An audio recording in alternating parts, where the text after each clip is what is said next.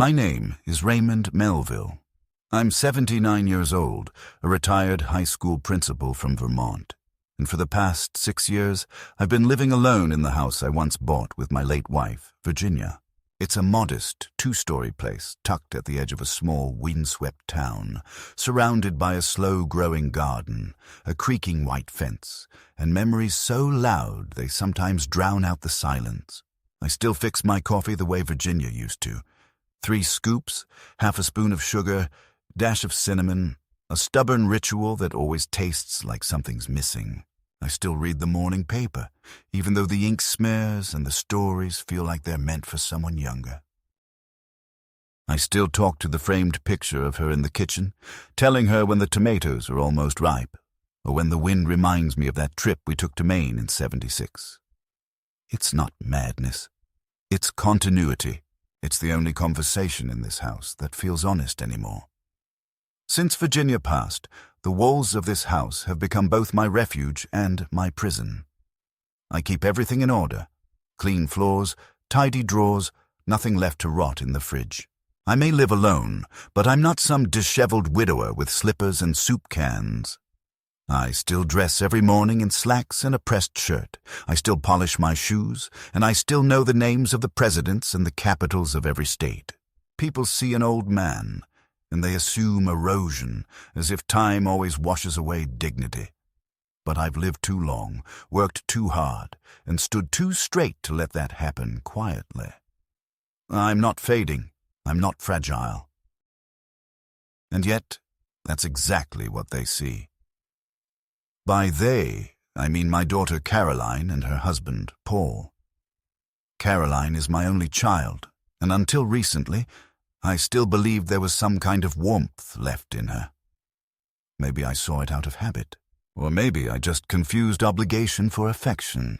It's hard to admit that someone you once carried on your shoulders, someone whose skinned knees you bandaged and whose nightmares you chased away with bedtime stories, could now look at you and see nothing but liability. But that's what it's come to. Caroline works in financial compliance, a phrase she says like it's supposed to impress. She wears glasses now, not for vision, but for authority. Her voice is crisp like a spreadsheet, and everything about her feels measured and sanitized. She lives in a suburb an hour and a half away from me, in a sterile 2-story house with beige walls and no soul. She married Paul 12 years ago, an IT consultant who speaks like a manual and smiles like a placeholder. He once shook my hand with 2 fingers. 2. That's the kind of man he is. I hadn't visited their home more than a handful of times in the last decade. The invitations grew rare, the tone colder. The grandchildren, Sophie and Ben, once drew me pictures and mailed me letters. Now they barely look up from their screens when I call. I don't blame them entirely. Children learn what they're taught, and my daughter has been teaching them that I'm something to be tolerated, not loved. A relic, not a man. I never demanded anything from Caroline. I never asked for help with groceries or rides to appointments or even holidays together. I made it my mission to be the kind of old man no one had to worry about. I kept my finances in order, maintained my health, never imposed. But as the years passed, I began to notice subtle shifts. Conversations shortened. Her calls became less about checking in and more about logistics, bills, property taxes, paperwork. One time, she asked if I'd considered downsizing. Another time, if I'd thought about long-term care plans. It always came with a nervous smile, and that phrase, "We just want what's best for you, Dad." But I heard the subtext. What's best for me was whatever made things easiest for them.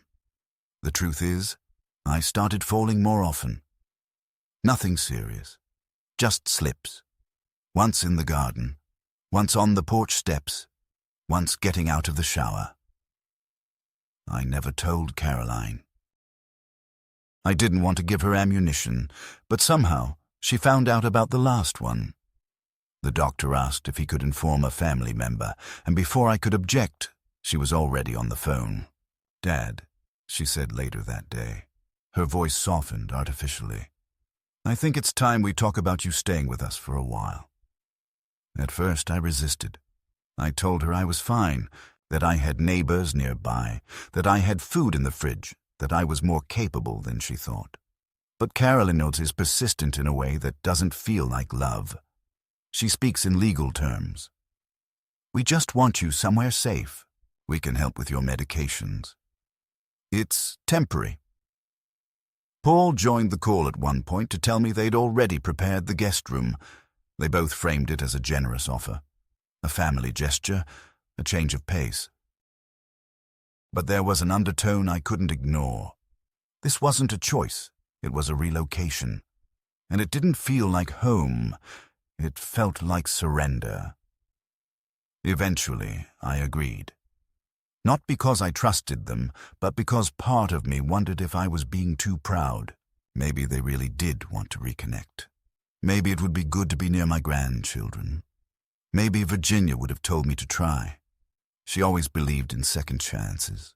And even though the house was full of ghosts and the quiet was becoming unbearable, I didn't want to die in isolation. So I packed a small bag, just the essentials. I left my house as if I'd be back in a week. I took one last walk through each room before I left. The study where I used to grade papers. The living room where Virginia would fall asleep watching black and white movies. The kitchen that still smelled faintly of her Sunday roast. I stood at the foot of the stairs, listening for a sound that didn't come. I whispered goodbye to no one, locked the door behind me, and stepped into the next chapter of my life with something heavier than fear. Resignation. Caroline picked me up in her spotless sedan. She didn't get out to help with my bag. "Paul stayed home to set things up," she said. The drive was mostly quiet, filled with FM static and small talk about weather. I looked at her profile as she drove, her jaw tight, her eyes hidden behind tinted lenses. I wondered when my daughter became a stranger. I wondered if she'd always been this way, and I just refused to see it. When we pulled into her driveway, everything looked staged. The house was neat to the point of sterility, the lawn cut like a diagram. The welcome mat said, "Bless this mess," but there was no mess, and certainly no blessing. Paul met us at the door, smiling like someone hosting a charity dinner. "Come in, Ray," he said, not Dad. Never Dad. I stepped into their house carrying only a weekend bag, but in my chest, I carried something much heavier, a growing sense that I was walking into something I wouldn't easily walk out of, and I was right. From the moment I crossed the threshold into Caroline's house, I felt the shift, not in temperature, not in the air, but in the very atmosphere, like I'd entered a stage where my role had already been written by someone else.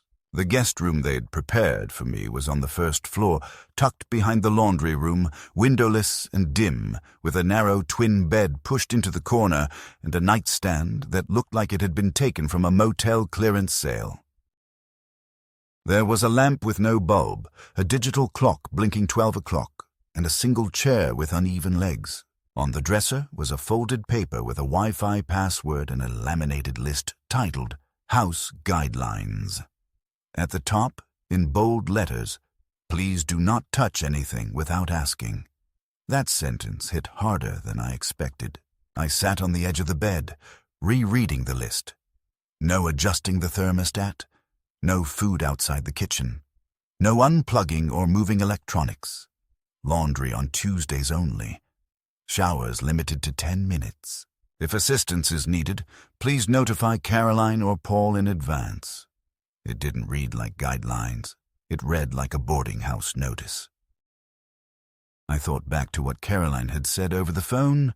Temporary. Safe. You'll be with family. But this wasn't family. This was containment. That first evening set the tone. Paul gave me a tour of the house, pointing out things as if I were a child in a museum. "Here's the kitchen, but we prefer you don't cook. Just let us know what you need." The pantry's labeled by category: Please don't rearrange anything. The living room has the television, but we mostly use streaming services that require our accounts. If you'd like to watch something, let us know. The bathroom is shared, and we'd appreciate it if you could leave it the way you found it.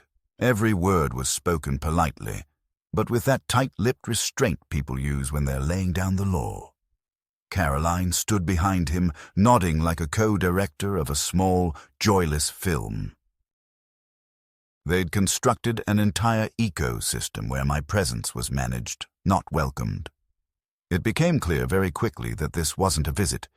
It was a supervised stay. During dinner, I sat at one end of the polished dining table while Paul and Caroline exchanged updates about their schedules and the children's extracurriculars. Sophie had joined a STEM club. Ben was struggling in math. They asked me nothing. I tried to interject once, mentioned a book I'd been reading about Lincoln's cabinet, but the topic was dismissed with a vague, "Sounds interesting, Dad." And then we were back to discussing which brand of almond milk Caroline preferred. They served a quinoa salad and grilled chicken, portions already plated. No seconds were offered. When I asked for salt, Caroline hesitated before saying, "We're trying to limit sodium in the house. It's just healthier overall." I ate in silence, swallowing not just the bland chicken, but the realization that I'd been invited here not to be included, but to be controlled.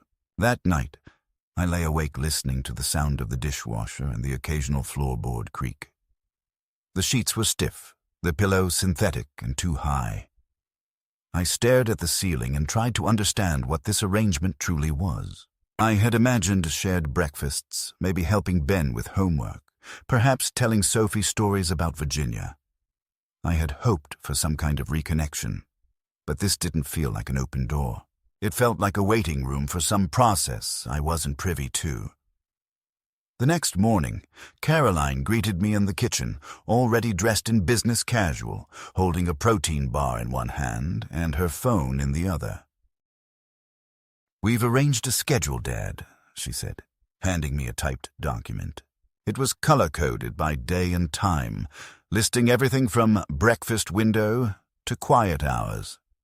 She had allocated 45 minutes in the evening labeled family time. When I looked up, puzzled, she added, "Structure is good, helps everyone stay on the same page, and we just want you to feel secure." I nodded, not because I agreed, but because I didn't have the strength to start a conflict before 9 a.m. Over the next few days, the feeling of being a guest hardened into something more clinical. Paul installed a baby monitor in the hallway outside my room, explaining that it was just in case you fall or need help in the night.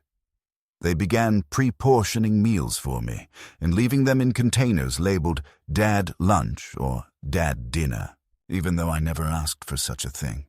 One afternoon, I was folding my sweater in the living room when Paul walked in and said, "Caroline prefers we don't leave personal items around. She's very sensitive to clutter." I felt the flush of humiliation crawl up my neck as I took the sweater back to the room they'd given me. It wasn't about cleanliness. It was about reminding me where I belonged and where I didn't. Interactions with the grandchildren were minimal. Sophie, now 15, seemed to float from room to room with headphones on, her eyes glazed with teenage detachment. Ben, 12, barely spoke unless prompted, and even then with monosyllables. I offered to help him with homework once, and he looked up from his tablet and said, "It's fine." Mom hired a tutor that evening. When Caroline and I were alone in the kitchen, I mentioned how distant the kids seemed. She gave me a tight smile and said, "They're just adjusting." It's not personal, but I knew it was. They'd grown up learning that Grandpa was a separate entity, someone who lived far away and likes his own space. I wasn't a memory. I was an occasional obligation. The final straw came a week into my stay. I was feeling restless and decided to take a walk around the block. I left a note, as any considerate person would. When I returned 40 minutes later, Paul was waiting by the door, arms crossed. "We were worried," he said, though his tone was more annoyed than concerned. "You really should tell someone when you leave." I reminded him about the note. "Yes, but what if something happened?" Caroline came into the hallway, holding her phone. "Next time, please just wait for one of us." "We'll go with you," I wanted to scream. I wanted to ask them if they realized I'd been living independently for decades, that I was still capable of navigating a sidewalk. But I said nothing. I walked past them, back to my room, and closed the door. Behind it, I let the weight of this arrangement settle into something bitter. This wasn't about safety. This wasn't about care. This was about control, masked as kindness. That night, after they all went to bed, I sat by the tiny desk in my room and stared at the list of house rules again. My eyes lingered on that first sentence. Do not touch anything. It wasn't just about objects. It was about my place. I wasn't part of their world anymore. I was an intrusion they were trying to manage with polite smiles and printed schedules. I opened the drawer, found a pen, and wrote 3 words beneath their typed instructions. This is not home. I didn't know it yet, but that was the beginning. The moment I recognized that my presence here was not an act of love, but a strategy. I was not a guest. I was an asset under supervision. And when people start managing you like property, they almost always want to own something you have. They just haven't told you what yet. It was sometime during the 2nd week of my stay that the invisible curtain between us finally dropped. If before Caroline and Paul were merely polite to the point of condescension, now their restraint began to crack in subtle yet unmistakable ways. The tone of their voices sharpened slightly, the pauses before their responses grew longer, and the daily check-ins turned from artificial warmth to quiet supervision. I noticed how often Paul would hover in the hallway when I went to the bathroom, how Caroline had started locking the liquor cabinet, and how the living room television was always logged out of their accounts when I entered, requiring a password only. They knew. These weren't accidents. These were the carefully measured distances people create when they want to make sure you know you are not wanted. Not really. They just didn't want me to leave too soon. At least, not before they were finished with whatever it was they had planned. One Thursday afternoon, I overheard Caroline on the phone in the kitchen while I was meant to be resting. Her voice was hushed, deliberate, and what she said wasn't intended for my ears. "Yes, we've started compiling the medical timeline. No, he's not aggressive, just confused sometimes. Leaves things on the stove, talks to himself. He wandered off last week. We had to go look for him." My heart slowed. She was talking about me, and she was lying. I hadn't left anything on the stove. I hadn't talked to myself any more than anyone does when thinking aloud. And I hadn't wandered off. I went for a walk around the neighborhood, left a note, returned in less than an hour. None of it was cause for concern. But Caroline was building a narrative, constructing a version of me that served a purpose I couldn't yet see.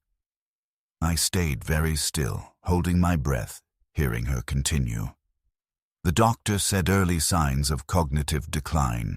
We just want to make sure he's safe. Legally, I mean. We're trying to get ahead of it." I backed away from the hallway like a thief in my own story. That night, I ate my dinner in silence, listening to them talk about nothing. Paul's meetings, the kids' school activities, the price of almond flour. All I could think about was what they were planning behind my back. I looked at Caroline differently now. This wasn't concern. This wasn't even manipulation. This was extraction. She was laying the groundwork for something. Guardianship, maybe. Financial control. Something involving power. I had heard of such things. Of children easing their elderly parents into medical narratives. Quietly gathering evidence to prove incompetence so they could gain legal authority over their lives. It always sounded like something that happened to other people. Until it was you. 2 days later, a man named Gerald came to the house. Caroline introduced him as a friend from her estate law firm, just dropping by to talk generally about elder legal protections. "Just routine stuff, Dad," she said, brushing a strand of hair behind her ear, in that precise way she always did when she was hiding something. I sat in the living room across from him, the fake leather folder on his lap, the pen in his hand poised not for conversation, but for extraction. Gerald was smooth, practiced, the kind of man who uses the word partner instead of husband, and calls everyone my friend. He asked a series of questions under the guise of concern. Did I have a will? Who had power of attorney? Had I thought about transferring the house in Vermont into a trust for my protection? I answered as vaguely as I could, trying to suppress the rising panic. I hadn't signed anything yet, but I knew where this was going. That night, I checked the drawer in which I kept the folder with my personal documents. Passport, copies of financial statements, the notarized deed of the house Virginia and I had lived in for over 40 years. It had been moved, not stolen, but moved, slightly shifted and reorganized in a way I would never have done. A few pages were in a different order. A paperclip that had once fastened a small packet of documents was now crooked and loose. I stared at the folder for a long time, then replaced it exactly as it was, knowing now that the sanctity of my space was an illusion. It was around that time that I began to feign absent-mindedness. I wanted to know how far they would take it, how quickly they'd jump on any perceived mental lapse. One morning, I forgot to close the refrigerator door, only to hear Caroline cluck her tongue behind me with an exaggerated, "Oh, Dad," again. Another time, I pretended to misplace my keys and watched Paul take quiet note of it in his phone. I dropped the name of the wrong grandchild on purpose once, mixing up Sophie and Ben, and later heard Paul telling Caroline in the hallway, "It's progressing faster than we thought." I could almost admire the efficiency with which they built the case. Around me, carefully, methodically, like engineers constructing a bridge they planned to burn the moment I stepped on it. The most telling moment came one afternoon when I walked into the kitchen and found Sophie sitting at the table, texting on her phone. I tried to engage her in conversation, asked how school was going, whether she was still into astronomy like she used to be. She answered in nods and shrugs. Then I said, "You know, your grandmother used to say you had a sky inside you, that you were made for stars." Sophie didn't look up. "Mom says Grandma was depressed a lot," she muttered. "Said she was lonely because of you." I froze. "Is that what she told you?" She shrugged. "She said you didn't listen to Grandma, that she did everything and you just sat there. That lie, weaponized through the mouth of my own granddaughter, cut deeper than anything Caroline had said directly. They were rewriting history, turning Virginia into a victim and me into a bystander. I knew that voice. It was Caroline's, echoing in the mind of a child, molding memories that didn't belong to her. Later that evening, while I sat on the patio pretending to read, I heard Caroline and Paul through the kitchen window. "We'll need that signature before next week," Paul was saying. "The lawyer can backdate it if necessary, but it's cleaner if we do it while he's still under the roof." Caroline sighed. "I just hate how slow this is. I mean, we're doing the responsible thing, but he keeps acting like everything's fine. It's not fine. He's deteriorating. You heard him today. He didn't even remember Sophie's name." "He's stalling," Paul said. "He knows something. Maybe he didn't hit his head hard enough when he fell." They laughed, a low, mean kind of laugh. I closed the book I wasn't reading, my hands trembling. They weren't just taking liberties. They were executing a plan, and I was no longer just inconvenient. I was an obstacle.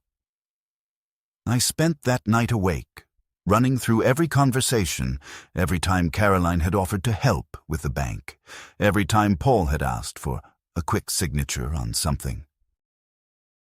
I thought about the house in Vermont, the only thing Virginia and I had built together, and how easily it could be taken if I didn't act soon. The next morning, over breakfast, Caroline placed a packet of papers beside my oatmeal. "This is just a formality," she said, pouring her coffee. "It's for health proxy. So if anything happens, we can make decisions on your behalf. It's not about now. It's just in case." I opened the folder slowly. It was 10 pages long, filled with legal language. I read each line while she fidgeted with her spoon. "I'll need time to think about this," I said calmly. She smiled, tight and forced. "Of course, Dad. Take all the time you need," but I could see it in her eyes. She'd expected me to sign immediately. They were counting on my compliance. On the polite, tired old man they believed they'd worn down. That day, I called a cab while Paul and Caroline were at work. I took a ride to a quiet corner of town and stepped into the branch of a small credit union where I'd opened an emergency account 10 years ago, just in case. I deposited the remaining checks I had in my suitcase, requested copies of my account balances, and asked to block access to any third parties. I told the woman at the desk to add a security phrase to my file. The phrase was Virginia's favorite quote from Dickens. "No one is useless in this world who lightens the burdens of another." I walked out into the autumn light with the wind against my face and the sudden, frightening clarity that I could not stay there any longer. If I did, they'd take more than my papers. They'd take my voice, my story, my name. What they didn't realize, what they had never understood, is that I wasn't senile. I wasn't slipping. I was watching, and what I saw was betrayal dressed in pastel sweaters and warm lighting. What I saw was a daughter who had once wept in my arms, now waiting to carve up what little I had left. And I knew then, if I wanted to survive this with any part of myself intact, I'd have to take back control. Not just legally, not just financially, emotionally, spiritually.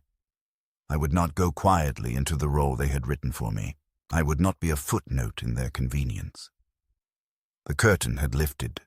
The performance was over. Now it was my turn to write the script. It was a Tuesday afternoon, gray and windless, the kind of day where everything outside the window seems like a painting someone forgot to finish. Caroline had gone to work, and Paul was upstairs in his office, pretending to be too busy to notice me walking down the hall. I could hear his fingers tapping on a keyboard, the occasional dry cough he always made before a Zoom call. I knew their patterns by now, their rituals of distance and control. They never checked on me unless it suited them, and they only smiled when they needed something. That morning, I had made my decision. I wasn't going to wait for them to finish writing my obituary with polite smiles and forged signatures. I was going home. I'd quietly gathered my things over the previous 3 days, medications, identification, the last few personal belongings I hadn't yet surrendered to their system of quiet erasure. I kept everything packed in an old leather satchel that Virginia had given me on our 25th anniversary. I hadn't used it in years, but somehow it felt right that it would carry what remained of my freedom. I called a cab company and asked them to pick me up at the corner 2 blocks away from the house.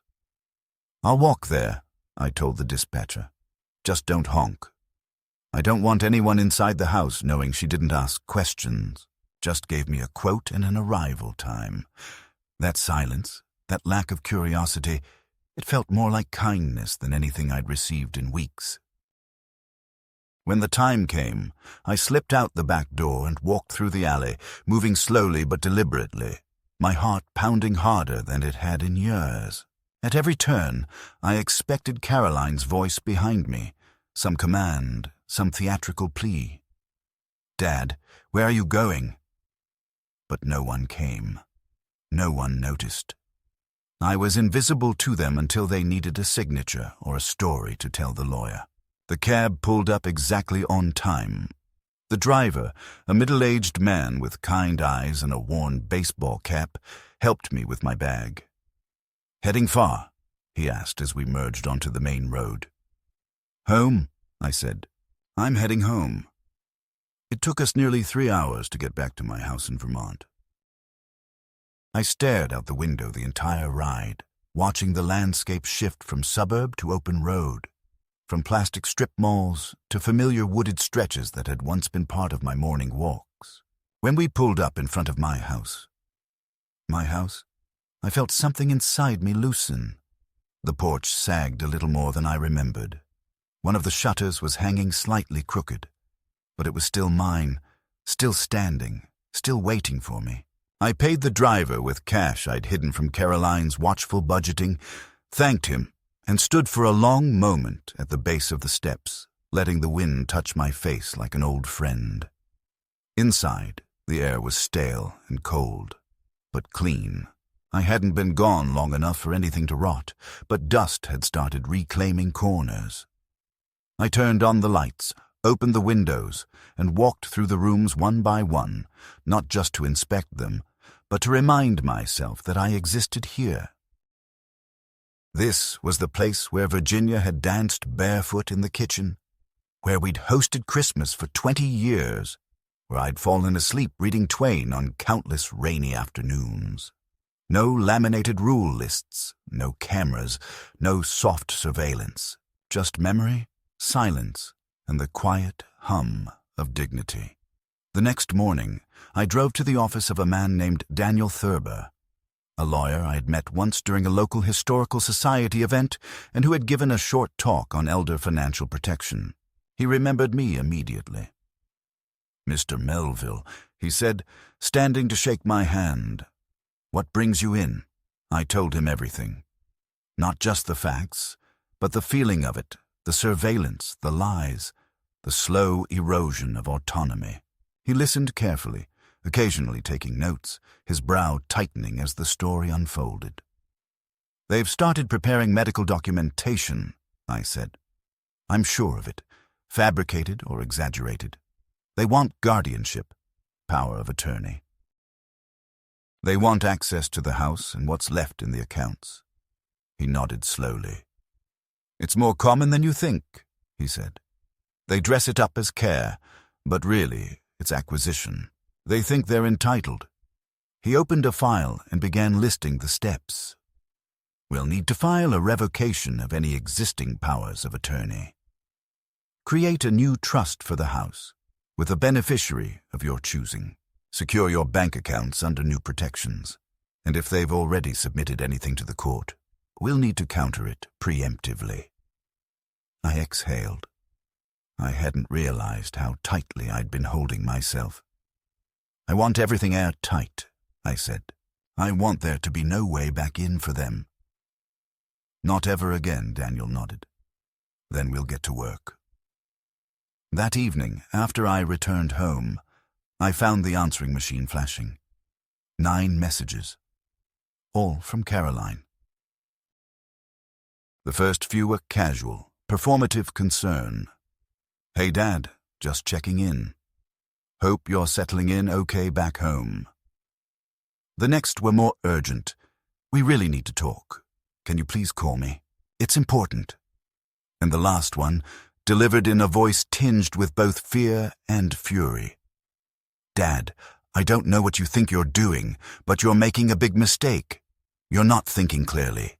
Call me back." Now I didn't. Instead, I sat in the living room, lights low, Virginia's photo beside me on the table. I spoke aloud to her, as I often did when no one was listening. "They almost had me, Ginny," I said. "They had the story halfway written. Frail old man loses his grip. Daughter steps in. Bank accounts moved, house transferred, maybe an assisted living brochure left conveniently on the breakfast table. All so civilized, all so clean." But not this time, I paused, feeling my chest tighten, not with fear, but with anger, fresh and bitter. They treated me like a piece of furniture that talks back, like something you make room for while secretly planning where to store it. It was then that I made the final decision.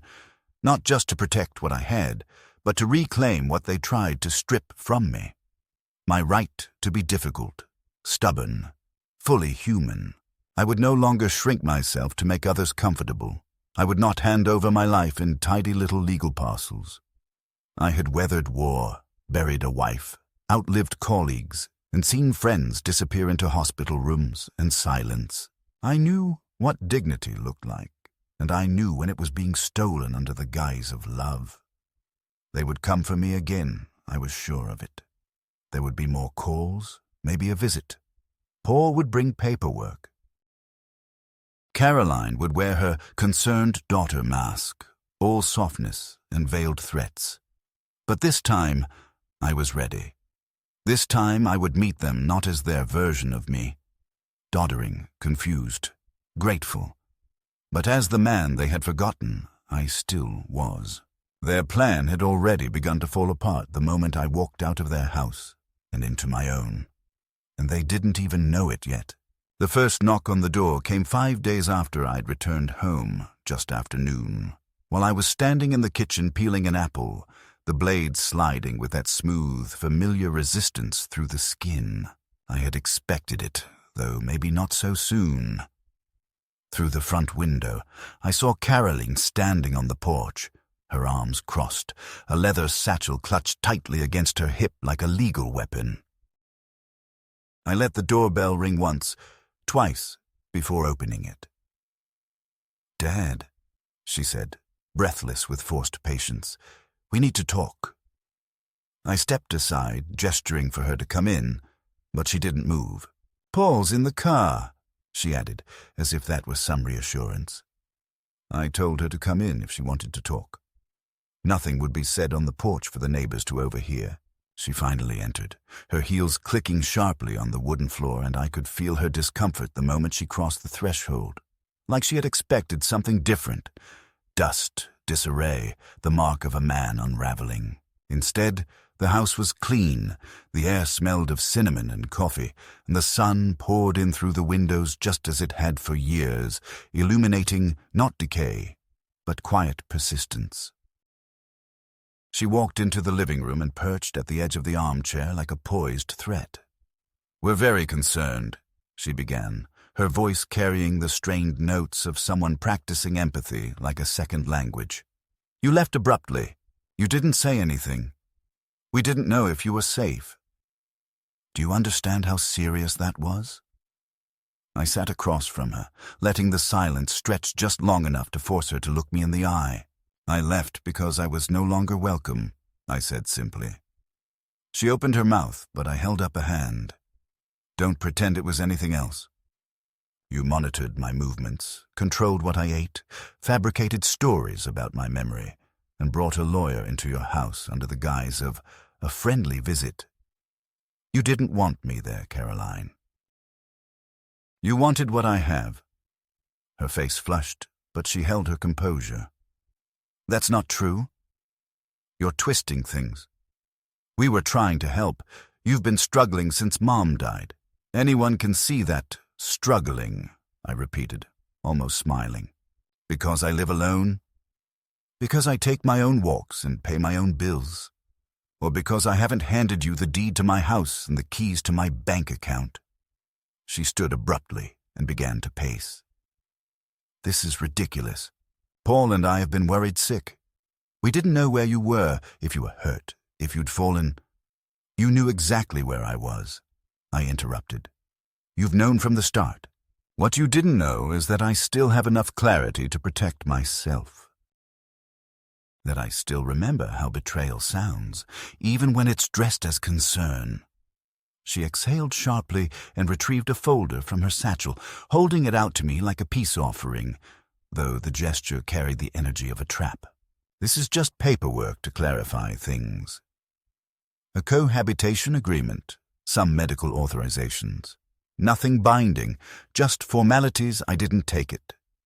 If it's nothing binding, you won't mind if my lawyer reads it first." She stiffened.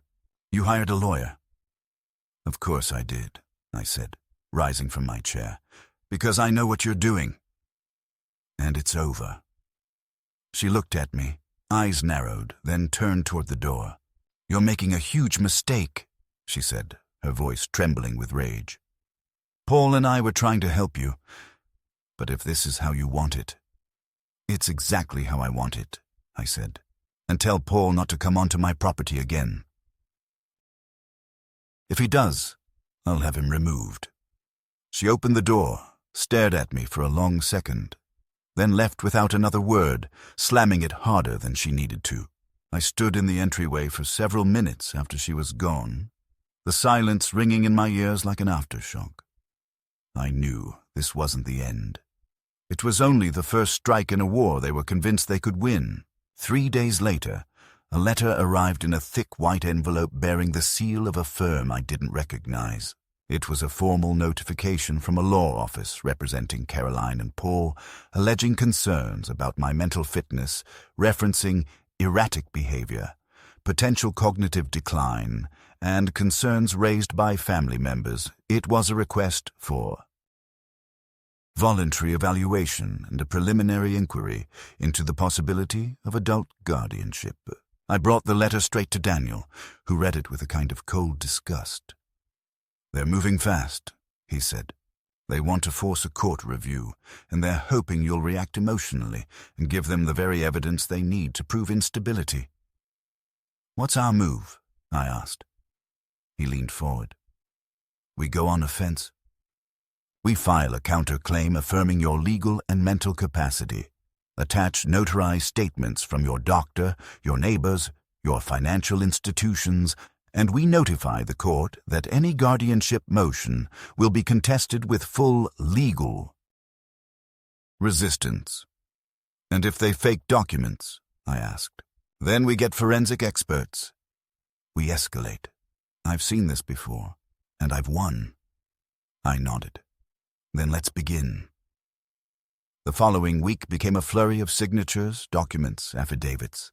I underwent a complete mental health evaluation at Daniel's recommendation, including cognitive testing, psychological assessment, and a neurological workup, all of which concluded the same thing, that I was in full control of my faculties, independent, and showed no signs of cognitive impairment. The results were notarized, stamped, filed. I began receiving mail from Caroline's lawyers nearly every day now. Motions, discovery notices, even a request for financial disclosure. At Daniel's direction, I ignored all direct communications and let him handle the replies. My phone rang constantly, and when I finally changed my number, Caroline left voicemails at the house, increasingly desperate, increasingly venomous. "You're blowing this out of proportion, Dad," she said in one. "We're trying to keep you safe." This isn't what Mom would have wanted. That last part stung. Using Virginia as a pawn in their scheme was more than dishonest. It was cruel. I deleted the messages without replying. Then, one night, a car pulled into my driveway and idled for almost 10 minutes. I watched through the blinds without moving. Paul was behind the wheel. He didn't get out. He just sat there, headlights off, engine running like a vulture circling too early. The next morning, I found a business card shoved through my mail slot. "Let's talk," it read, "before things get worse." Paul tore it in half and threw it into the fireplace. It burned easily, like paper that had waited its whole life to disappear. And yet, despite all the maneuvering, all the threats, all the legal sleight of hand, something inside me had begun to shift. Not fear, not anger, those were already well worn, but a grim kind of resolve, something colder and clearer than I'd felt in years. I no longer felt like a victim of their plans. I felt like a strategist. I knew where I stood now. I had allies. I had evidence. I had time. And for the first time since Virginia's death, I had purpose. The last move they made came in the form of a temporary restraining request, filed quietly, claiming that I had displayed volatile tendencies and posed a risk to household harmony if allowed further contact with Caroline or the grandchildren. Daniel laughed when he saw the language. They're trying to portray you as a danger now? This is desperation. It's slander, I said. They're building a fiction. Then let's dismantle it, he said. We filed our final set of documents that week.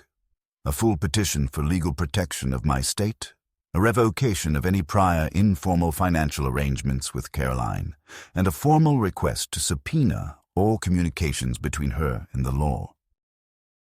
Firm pushing this narrative, Daniel told me that once Discovery opened, we would see everything.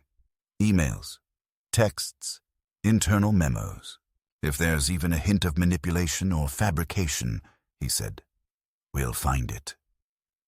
That night I sat by the fireplace, the flames low and steady, casting long shadows on the walls that once held the laughter of my family.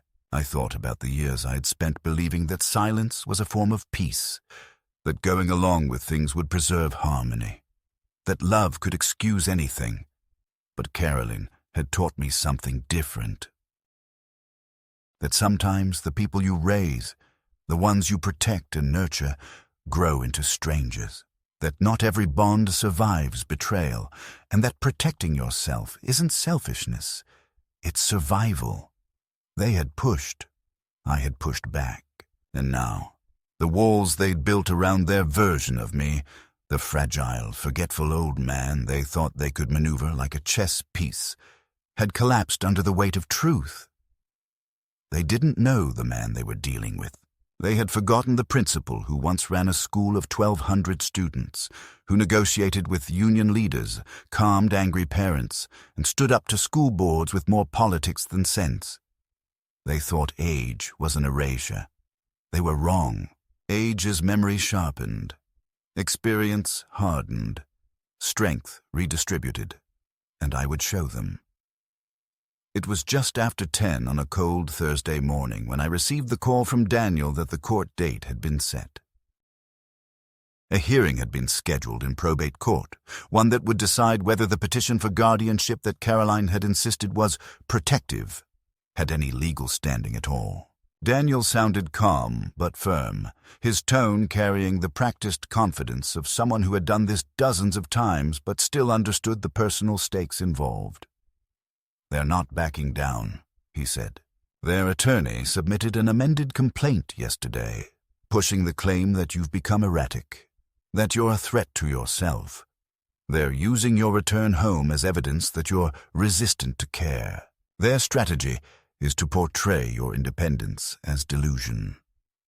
I felt a strange calm settle over me as he spoke, the kind that follows after a long series of blows, when the worst thing you can imagine has already been attempted and failed. Then it's time they see the truth, I said, not the version they've been writing. In the days that followed, I gathered every piece of my life I could think to bring with me. Not just paperwork and statements and test results, though I had plenty of those, but photographs, letters, certificates of commendation, old newsletters from the school where I had worked for over 30 years, all with my name printed boldly across, the top as principal and mentor. I even found an old VHS tape, which I had transferred to a USB drive, of a retirement ceremony held in my honor. In it, Virginia stood beside me as the students gave me a standing ovation. I wasn't trying to impress a judge with nostalgia. I just wanted to show who I really was before they began crafting a shadow version of me to serve their ambitions. The morning of the hearing, I dressed deliberately in the suit Virginia had helped me pick out for our 40th anniversary. Dark gray, wool, well-tailored even after all these years.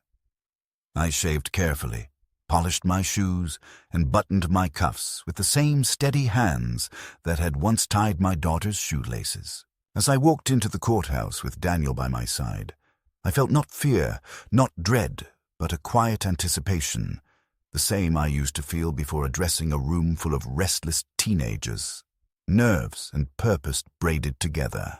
Caroline and Paul were already seated in the courtroom when I entered. Caroline wore a navy blue suit, severe and buttoned to the neck, her hair pulled into the same tight chignon she wore at her college graduation. Paul sat beside her in a dark blazer, staring straight ahead, his jaw clenched. Neither of them looked at me. Their lawyer, a man in his early 40s with slicked back hair and an expensive watch, rose when we entered and greeted Daniel with a handshake that looked more like a wrestling match. Then the judge entered, an older woman with short gray hair and a demeanor that said she had no time for games. The proceedings began with Caroline's side presenting their claim. Their lawyer described me as a man in cognitive decline, citing behavior that was increasingly erratic and oppositional, mentioning my escape from their home, the dangerous independence, and repeated references to my refusal to accept care. He used words like vulnerable and unpredictable, painting a picture of a man teetering on the edge of mental incompetence. Caroline was called to testify. She did not look at me as she spoke.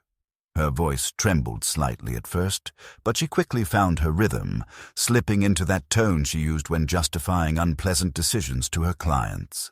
"We love my father," she said. "We only want what's best for him. But he's not the same. He's withdrawn, forgetful. He refuses to take his medication. We've had to call to check on him constantly, and still, he wandered off one day without telling anyone. We were terrified Paul was next. He spoke less convincingly, his tone more irritated than concerned.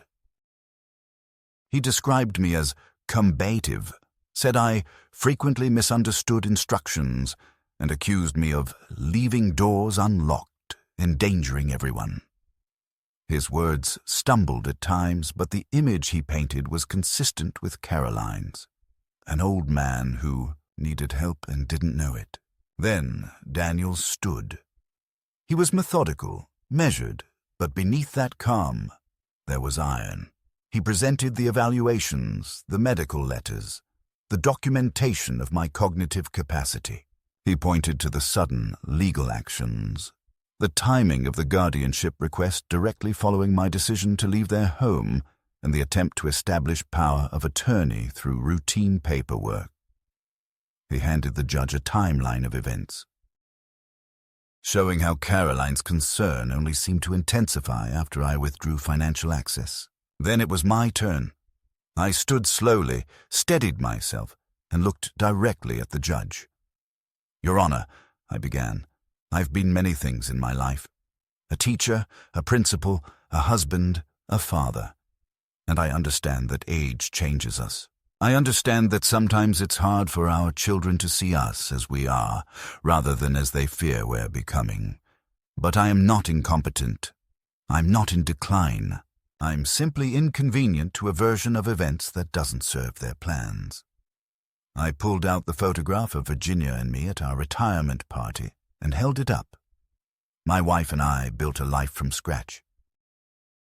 We didn't have much, but what we had, we earned together. This house, this savings, this quiet life, they are what remains of her.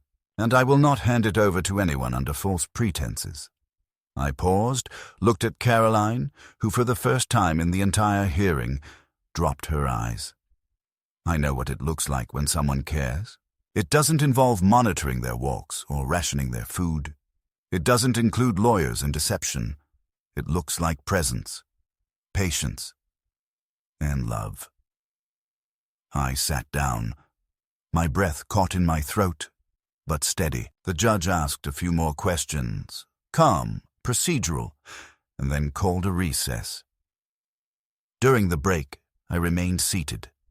Caroline and Paul stepped out with their lawyer, avoiding my gaze. Daniel leaned toward me. "You did exactly what you needed to do," he said. "Now we wait." An hour later, the judge returned and gave her decision.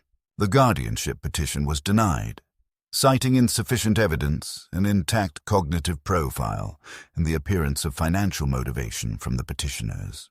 She recommended a cease of all legal contact, unless initiated through attorneys, and issued a cautionary remark about weaponizing guardianship procedures. Caroline went pale. Paul's mouth tightened into a hard, bitter line. I felt no triumph, only release, like a long-held breath finally exhaled. Outside the courthouse, Caroline approached me for the first time. Her voice was low, sharp with shame and fury. "How could you do this to us?" she asked. "Do what?" I replied. "Defend myself." She looked like she wanted to spit something cruel but couldn't find the words. Paul touched her arm, but she pulled away. "You're not the man I thought you were," she said. "No," I said. "I'm the man you hoped I wouldn't be." A man still standing, I walked away from the courthouse, the cold air biting but fresh, each step forward feeling lighter, cleaner. I had no illusions about reconciliation. That bridge had burned, but I had protected something more important. My memory, my autonomy, my truth. They had tried to take it from me, to recast me as a helpless figure in their controlled narrative, but I had rewritten the ending, and it was mine. In the weeks following the hearing, a peculiar silence settled over my life, not the kind that follows tragedy or loss, but the quiet that remains after you've closed a door and locked it from the inside. Caroline didn't call again. Paul, unsurprisingly, never reached out. The voicemail stopped. The letters stopped. Even the passive-aggressive birthday cards, those generic ones with pre-printed signatures and no personal message, ceased to arrive. At first, I waited for the aftershock, the inevitable attempt at repair or further manipulation. But nothing came. And in that absence, I finally understood something essential. They had never expected resistance. They had counted on my silence, my shame, my willingness to trade freedom for the illusion of care. What they couldn't fathom, what they had never taken the time to learn, was that I had spent a lifetime teaching people how to recognize false authority, how to see through well-dressed cruelty. And in the end, I had simply applied the lesson to my own life. The house grew quiet again, not in the way it had been after Virginia died. Not haunted, but calm. I woke early each morning, made my coffee the way she used to, sat by the window with the newspaper, and listened to the sounds of the neighborhood rising into the day.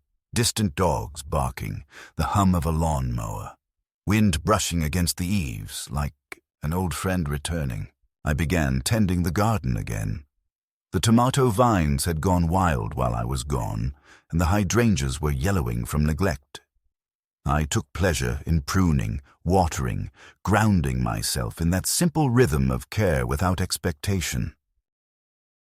I even joined the town's historical committee again, something I hadn't done since Virginia's passing. They welcomed me back with easy laughter, like no time had passed. I told them I'd been busy and left it at that. There are some stories you don't need to retell for them to be understood. Every now and then, I'd see Sophie or Ben in photos on social media, posted by mutual acquaintances. Their lives moved on, as lives do. I didn't blame them. They were too young to see clearly what they'd been pulled into. Maybe one day, when they were older, they would ask questions. Maybe they wouldn't. I had made peace with both outcomes. I didn't need them to apologize. I just hoped they'd grow into people who wouldn't repeat the same games. Legacy isn't always inheritance. Sometimes it's just showing someone how to walk away with their dignity intact. Daniel called once more, weeks after everything had been finalized, just to check in. "You handled yourself with more clarity and poise than most of my clients, half your age," he said. "If you ever feel like speaking about your case publicly, you could help a lot of people." I told him I'd think about it, but I already knew the answer. My life had already been turned into someone else's narrative once. I wouldn't let it become a cautionary tale for strangers. Let others fight their own battles. I'd fought mine, and I had won. Not with vengeance, but with resistance. Not with rage, but with refusal. One morning, as I stood in the hallway putting on my coat, I caught my reflection in the mirror near the front door. I looked older than I remembered, but not weaker. The lines around my eyes had deepened, but so had their clarity. I no longer saw someone waiting for forgiveness or permission. I saw a man who had lived, who had lost, and who had finally learned to say no without guilt. It struck me then that aging is not the slow fading that others believe it to be. It is, in many ways, a sharpening, a narrowing of focus, the quiet revelation of what matters and what never did.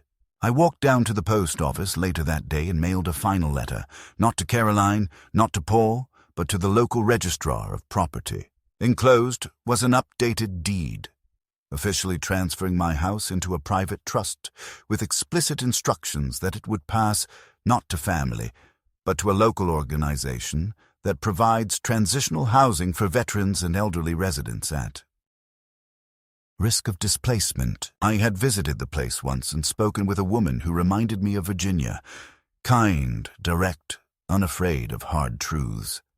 She told me they always ran out of beds, always needed one more room for someone the world had forgotten. I left that day knowing exactly what I wanted to do. Carolyn would never understand. She would call it vindictive, petty. But it wasn't. It was restoration. I wasn't giving my house away. I was giving it back to those who still knew what a home meant. Now, I live my days not in waiting, but in presence. I read, I write, I walk without asking permission. I cook meals that don't require anyone's approval. And in the evenings, I sit by the window, where Virginia once hung her wind chimes, and I listen to them sing in the breeze. I speak to her sometimes, not out of grief, but out of memory. I tell her what happened. I tell her I stood up finally, that I walked out when they told me to stay, that I remembered who I was, and though I may die alone in this house, it will not be in shame, and it will not be in silence. It will be in truth, in peace, and most of all, in freedom.